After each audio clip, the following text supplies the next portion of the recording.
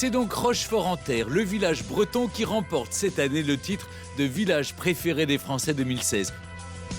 Il faut dire que cette cité de caractère a tout pour plaire. Des ruelles pavées authentiques où il fait bon se balader, des détails soignés à chaque coin de rue, comme ces enseignes qui surplombent les échoppes, des artisans tout droit sortis d'une autre époque et qui se fondent parfaitement dans le décor.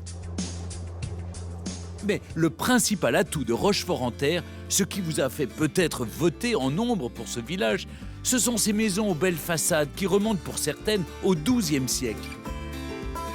De remarquables demeures qui vont du style gothique à la période Renaissance et qui donnent tout son cachet à ce petit village du Morbihan. Un héritage de schiste et de granit exceptionnel.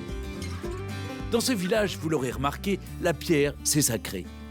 Mais le bois et l'ardoise ont aussi leur importance. Tous ces matériaux, on les retrouve sur le clocher de Notre-Dame de la Tronchais. Une superbe église en pleine restauration que les Rochefortais tiennent à tout prix à préserver.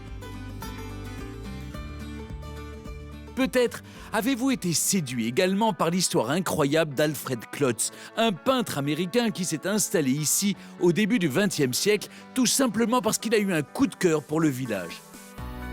C'est d'ailleurs lui qui a fait de Rochefort-en-Terre la cité du géranium, en lançant le tout premier concours de la plus belle fenêtre fleurie. C'était en 1907, bien avant tout le monde. Et c'est encore Alfred Klotz qui a transformé les ruines du château de 800 ans en une demeure luxueuse qui domine aujourd'hui le village. Est-ce pour toutes ces raisons que vous avez placé Rochefort-en-Terre en tête de votre classement?